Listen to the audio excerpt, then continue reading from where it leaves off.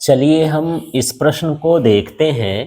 प्रश्न है गैस का वर्ग माध्य मूल वेग का व्यंजक, रूट मीन स्क्वायर वैल्यू जो होती है गैस की वेग की, उसको हमको ज्ञात करना है, उसका व्यंजक ज्ञात करना है। या कह सकते हैं दूसरे तरह का प्रश्न पूछेगा कि गैस का वर्ग माध्य मूल वेग परम ताप के समानुपाती होता है, इसको सिद्ध करना है।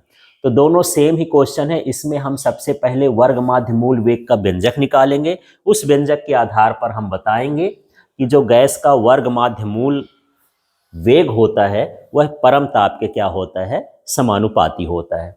तो चलिए यहाँ पर उत्तर में देखते हैं, उसी की हेडिंग बना रही है गैस का वर्ग माध्य मूल वेग kinetic interpretation of temperature RMS speed of gas. तो दोनों इंग्लिश में भी आप इसको देख सकते हैं।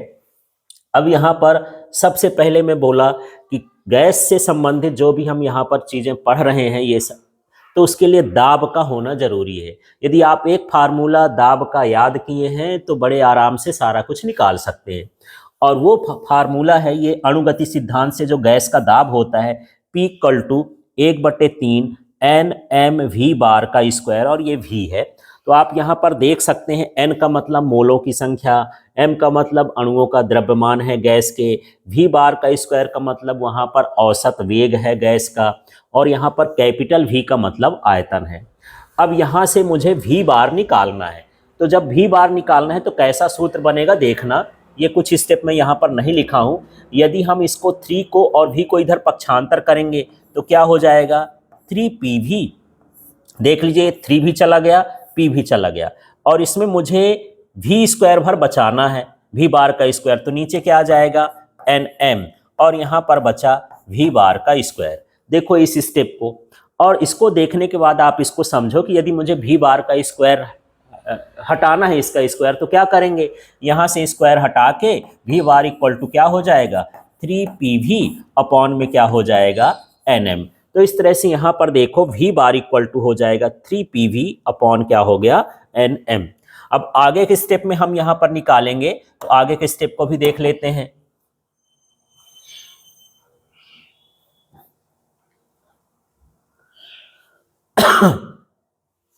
तो चलिए इस स्टेप में आप देखिए, यहां पर हमारे पास 3PV अपॉन NM आ गया। ये इस सूत्र से, दाब के सूत्र से हम V बार का मान निकाल लिए। इतना मान निकालने के बाद हम जो आदर्श गैस का समीकरण है हम जानते हैं, यहाँ PV बराबर क्या होता है, nRT। PV बराबर क्या होता है, nRT। लेकिन यहाँ पर यदि हम 1 मोल गैस के लिए बात करें तो n लिखने की जरूरत नहीं है, PV इक्वल टू क्या रहेगा, RT। तो अगले स्टेप में देखना, 3 की जगह पर 3 लिखा है, लेकिन इस PV की जगह पर देख रहे हैं PV का मान क्या है, RT। तो यहाँ पर हम RT लिख दिए, अपॉन में NM है तो NM लिख दिए। अब अगले स्टेप में और यदि हम फार्मूले को बढ़ाना चाहते हैं तो ये देखना R/N, यहाँ पर आपको दिख रहा होगा ये क्या है, R/N है। तो R/ जो N का मान होता है वो बोल्ट्जमैन नीतांक कहलाता है। तो R का मतलब है आदर्श गैस का नीतांक, N है मोलों की संख्या, और इसका अनुपात होता है KB। KB का मतलब होता है बोल्ट्जमैन नीतांक। तो यहाँ पर R/N हटाएंगे, उसकी जगह पर हम क्या लिख दिए, KB।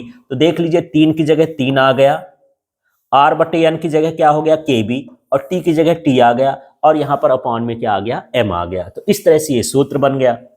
अब यहाँ से ये जो KB है एक नीतांक है, 3 भी एक क्या है, संख्या है, नीतांक है, M भी है, लगभग जो गैस के अणुओं का द्रव्यमान होता है वो भी समान ही होता है।